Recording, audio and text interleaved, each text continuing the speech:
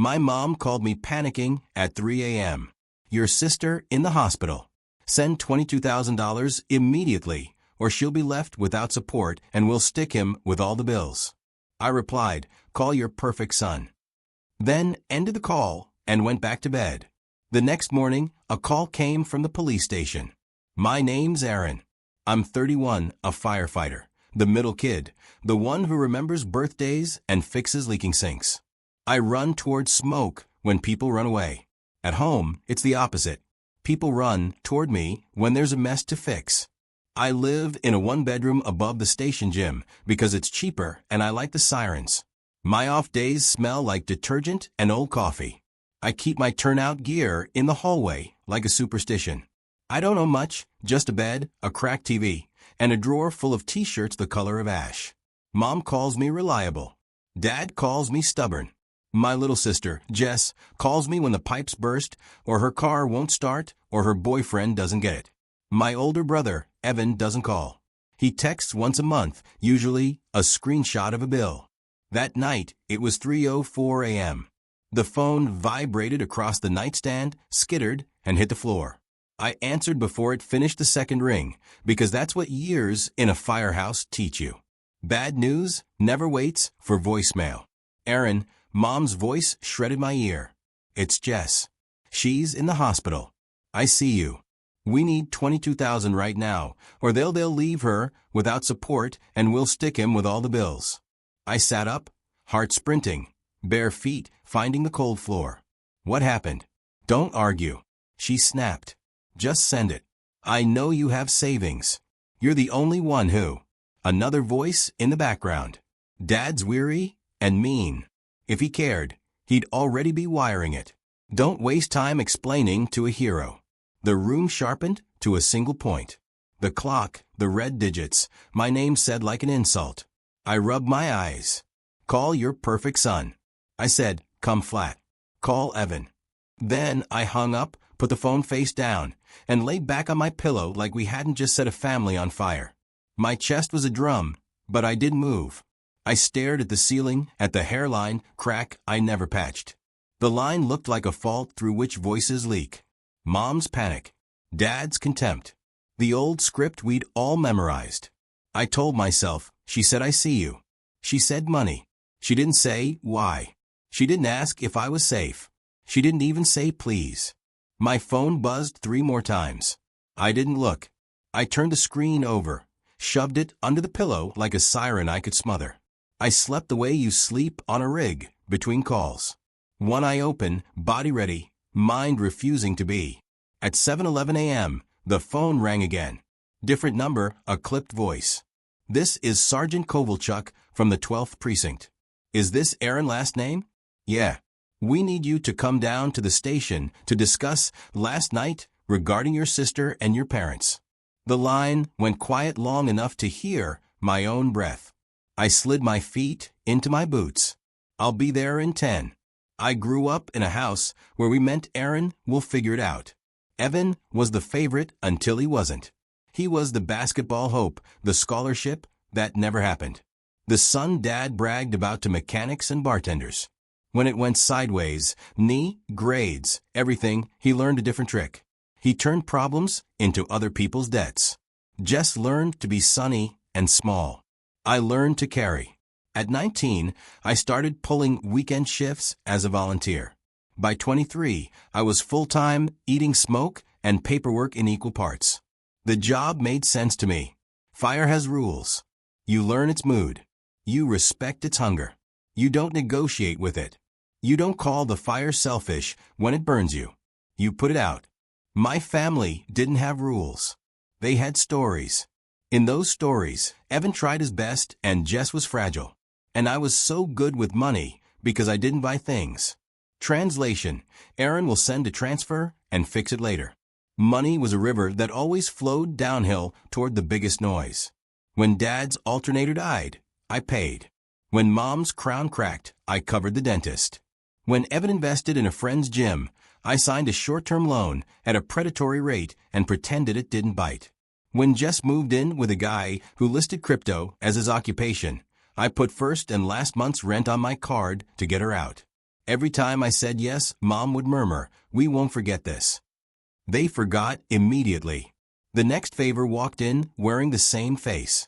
A month ago at Sunday dinner, Dad looked over his glasses and said, "You're 31 with nothing to show for it but biceps and a savings account.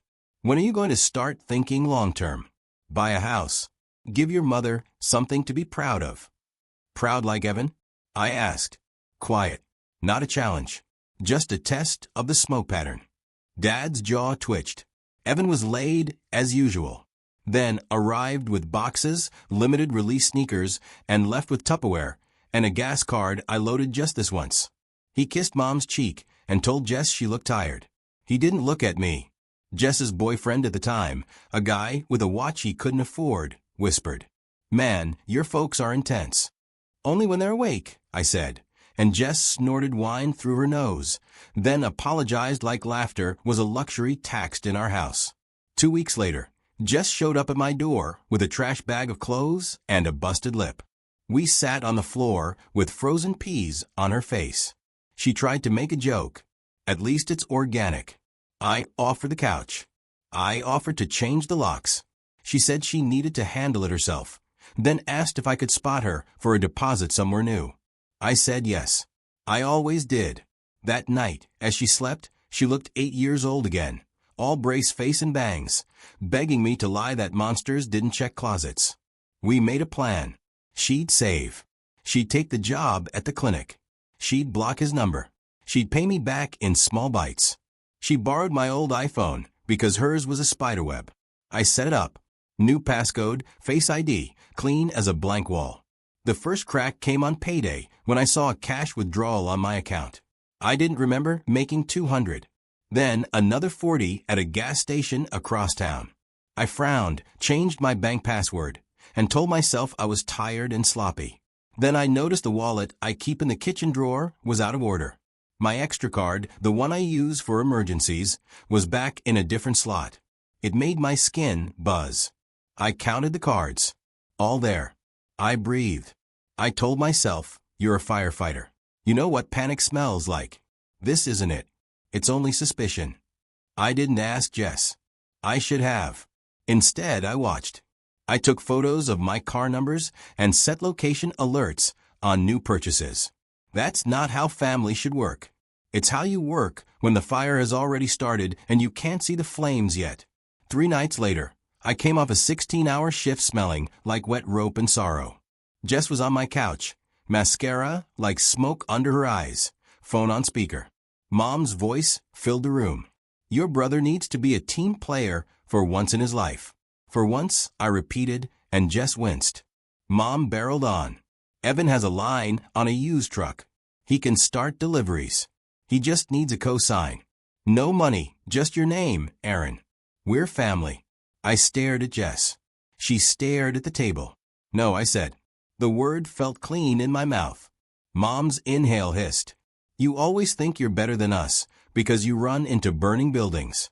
"I think I'm tired," I said. She hung up. 2 minutes later, Evan texted, "Chill, bro. It's just paperwork." I didn't answer.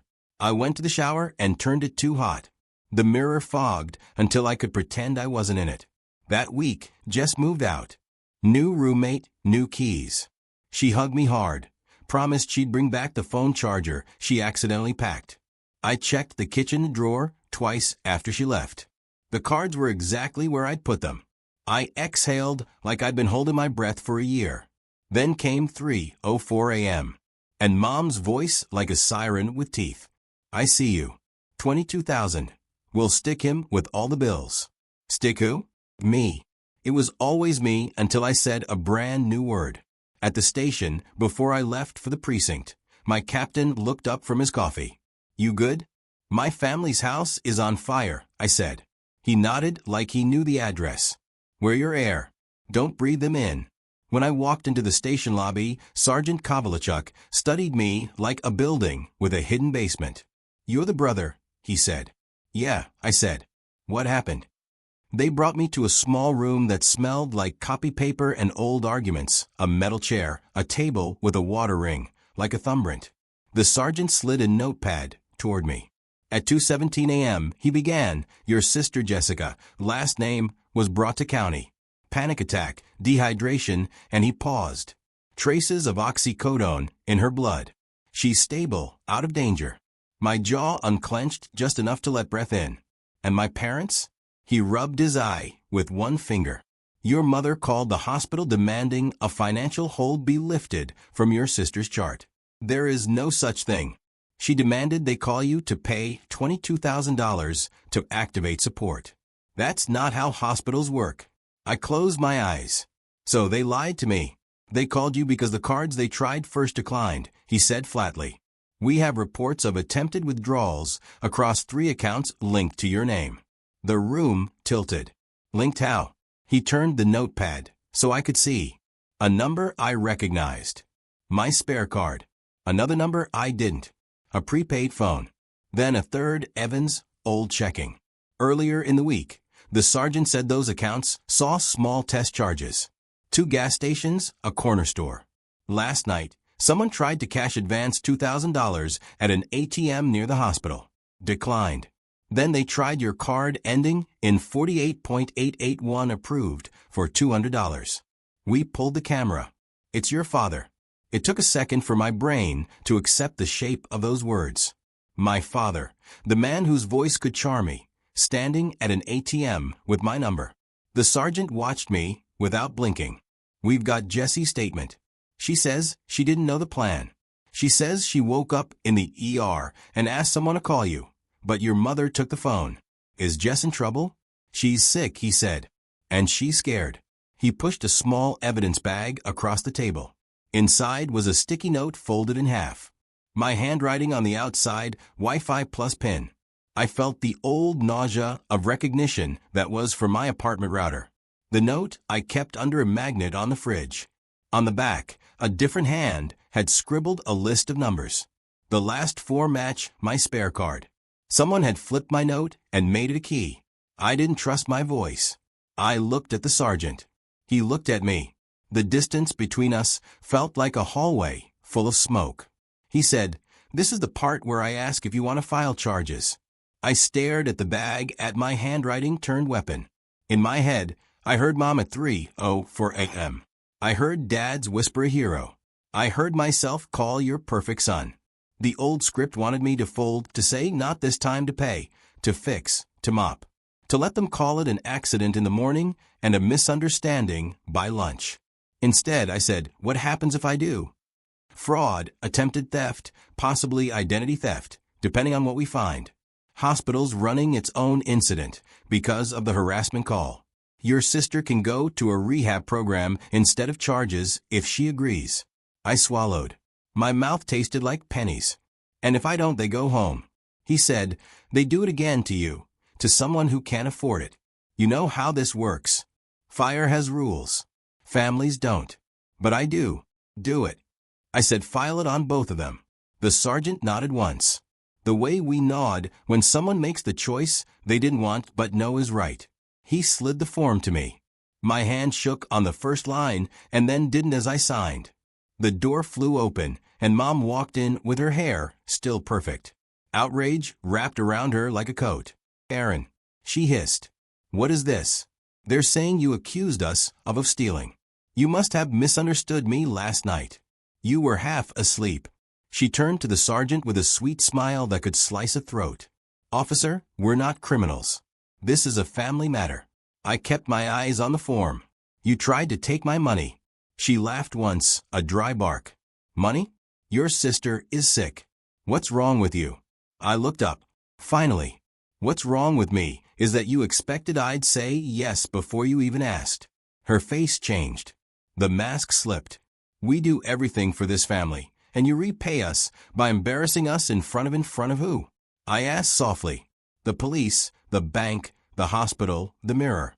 She reached for my arm. I pulled back. She stared at her empty hand like it had betrayed her. Dad stepped into the doorway. His eyes were small. Real brave son, hiding behind paperwork. All the things I wanted to say, years of them, stacked up behind my teeth. Then one came out clean. "You can stop calling me son," I said. "I'm Aaron." Dad smirked, but his eyes flickered. Mom opened her mouth. I shook my head. No more. Not today. I slid the form back to the sergeant. My signature looked like a road I'd finally taken. I left the precinct feeling like I'd been inside a building that still smoldered. The air tasted like old wires. Outside, the sun was too bright for what the morning felt like. At the station, the guys didn't ask questions. They handed me a mug and left me a corner. That's love in our language. Captain dropped a donut near my elbow and said, "We've got a hydrant drill at 10 o'clock. Join if you want noise." I nodded. I needed noise. Around noon, my phone lit up with a stream of messages that started as guilt and curdled into threats. "Mom, you've humiliated us." "Dad, you'll pay for this." Unknown number. "How could you do this to your sister?" "Evan, bro, WTF, did you tell the cops?" I put the phone face down and went outside to wash the rig. The hose thumped in my palm. Water hit steel. Something in me unclenched for the first time in years. At 3:00 p.m., Jess texted from a hospital device. "I'm sorry." I stared until the words doubled. She added, "I didn't know about the cards." "I swear. I told them to ask you." "I didn't know they already had your numbers. Please don't hate me." Then, they want me to go to a program. I think I should. I typed, "You should. I'll help with the program, not with lies." She replied with a heart and a crying face. It made me want to punch a wall and hug her at the same time. That night, I went home to the apartment that finally felt like it belonged to me. I pulled the fridge magnet off and threw the Wi-Fi note in the trash. I changed every password. I froze the spare card. I called the bank and added a passphrase only I could answer. I signed up for alerts that turned my phone into a siren if a penny moved. I made a list on the back of an old shift calendar. Things that are mine. It was short, but it felt holy. My name, my paycheck, my sleep. 2 days later, the extended family exploded. An aunt sent a group text. "We are talking about this at Sunday dinner. We settle things in the family." I responded, "We don't settle crimes over pot roast." She didn't reply. Evan tried a different tactic. He showed up outside the station leaning against his car like a bad idea. I saw him through the bay doors and stepped out into the sun before anyone else could get pulled into our mess. He lifted his hands. "Look, man, this went too far." Mom freaked. Dad panicked. Jess was sick. "You know how they are. You're really going to press charges." "You use my numbers," I said. His smile thinned. "I might have taken a photo once for emergencies." "You're not the emergency," I said. "You're the one who sets the fire and calls it weather." He rolled his eyes. "Spare me the firefighter metaphors. Just tell them you made a mistake." I didn't. He stepped closer until I could smell the cologne he couldn't afford. "I'm your brother." "I'm the bank," I said. "At least that's what you thought." He laughed. Sharp and ugly. "Fine. You want to play hard? When Dad cut you off senior year, who gave you my couch?" "You charged me rent for a couch with springs," I said. "And you borrowed the cash back for gas." He flinched. Not because it was untrue, but because I remembered. He tried one more trick. "You know Mom's heart isn't great. This stress." "Stop," I said. "No more bodies in front of the truck. Not hers. Not Jess's. Not mine." He stared at me for a long time like he was deciding whether to throw a punch or a compliment. He chose the third option, silence. Then he got in his car and sped away like he'd won something. He hadn't. The next week, Mom discovered a new stage, broadcast martyrdom. She called relatives, inventing softer versions. In one, I misunderstood a medical emergency. In another, the bank made a mistake. In the version for church people, I was lost in pride. I didn't correct anyone. I let the official record speak. The sergeant called with updates, cards flagged, hospital note filed, court date in 6 weeks for my parents. Jess had checked into a 30-day program. She asked if you could bring her a hoodie. He added, "No strings." "Tell her I will," I said. I found an old station sweatshirt, the one with a bleach spot over the pocket, and dropped it at the program desk with her name. I didn't ask to see her. I figured she needed less audience and more oxygen. At work, I slept better in the top bunk than I ever had at home. I woke up hungry. I started running after shift, not to outrun anything, but to feel my lungs on my side. I dug a box out from under my bed, labeled Someday, and opened it. Inside were a few brochures, paramedic school, rope rescue certification, a pamphlet for a small cabin by a lake I'd circled in red years ago, and then shoved away because family emergencies didn't respect deposits. On Thursday, I booked the rope course. On Friday, I called the cabin number and asked if the off-season rate was still the little number in the corner. It was. I put down a deposit. My hand didn't shake. Mom found out about the charges becoming real. She called and left a message that started as a sigh and swelled into a storm. "If you go through with this, you are dead to us," she said. "You hear me, Aaron? Dead." I sat on the edge of my bed, phone to my ear, listening to the person who made me say I didn't exist.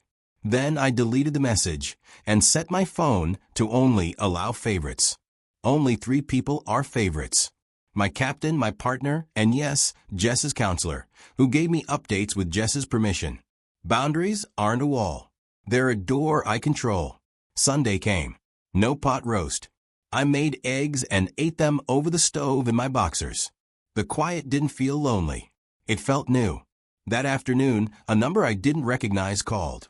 A dry voice. "Collections for Mr. Evan, last name. He listed you as a co-signer for a truck loan." My throat stayed calm. I did not sign anything. Send me the document with the signature.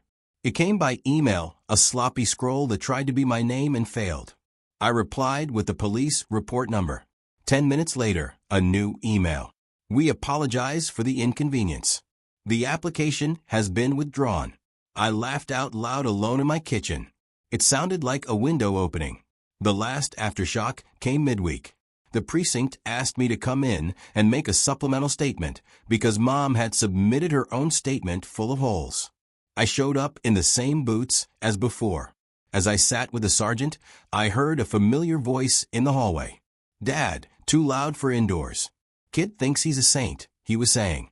"He wants to teach us a lesson." I stared at the table until my own reflection steadied. Then I asked the sergeant if I could say one thing to them after we finished. He considered. "Short," he said. When I stepped into the hallway, my parents turned toward me like the room had suddenly tilted. Dad's mouth loaded a bullet. Mom's eyes already wet. I raised a hand. "Don't. I just came to say 2 sentences." They waited, hating it. 1, I said, "I love Jess, and I will help her get healthy." 2, "I am done funding lies, threats, and emergencies. You engineer." I looked at Mom. "If your heart hurts, see a doctor. If your pride hurts, sit with it." Dad scoffed. "You think you're better than us?" I shook my head. "No, I think I'm exactly like I've always been, the one who does the hard thing. Only now the hard thing is not rescuing you." I left before they could reload. Outside, the air smelled like rain. I let it. I didn't look back. A month later, the court put a soft edge on a hard reality. My parents pled to a lesser charge, attempted fraud with restitution, and a class that probably won't fix anything, but at least names it. There's a no-contact order for 90 days unless they go through a mediator. 90 days sounds small unless you've never had a quiet week in your life. To me, it's an ocean. Jess finished a 30 and looks like herself again. The self from before the men and the pills and the weight of being everyone's soft target. We sat on a bench outside her meetings with coffee we didn't need and sunlight we did. She said, "I'm sorry I became another emergency." I said, "You were a person in pain." She said, "I took your charger and you're quiet." I said, "You can take my charger. You can't take my name." We left. We made a plan as equals. She pays me back when she's stable. If she slips, she calls me before she calls anyone who would sell her a story. The firehouse threw me a small celebration for the rope. A grocery cake with too much frosting. A paper banner that said, "Not God in marker because firefighters can't help themselves." I took a photo. It's the first photo in a long time where I'm not half watching a phone for a family disaster. Mom tried one last round. letters delivered to the station, because she knew I'd open anything that looked official. I didn't. I brought them to our admin, logged them per the order, and went for a run. Boundaries, not drama. My body caught up to that concept before my brain did. I sleep now. Real sleep. The kind that isn't waiting for a 3 a.m. siren shaped like your mother. I drove to the lake cabin for a weekend and sat on the dock with my feet in the water. Phone on Do Not Disturb, thinking about how strange it is to choose yourself and survive it. I thought about Dad's voice calling me a hero like it was an insult. The truth is simple. Dragging people out of burning houses doesn't teach you how to stop setting your own. You have to learn that part on purpose. On my last morning there, Jess texted me a photo from group. Her in a thrifted sweater, hair in a messy bun, holding a cheap coin that said 30. The message under it: I'm building a life that doesn't need saving. I stared at it until my eyes blurred. Then I sent back a photo of the dock and wrote, "Me too." When I got home, I made one more list. Not things that are mine. I already know those. This was different. Things I don't owe. An apology for protecting myself. A loan to someone who calls it love. A seat at a table where on the entree. A yes that sets me on fire. I taped the list inside my pantry door where only I'll ever see it. That's enough. Not everything needs to be announced to count.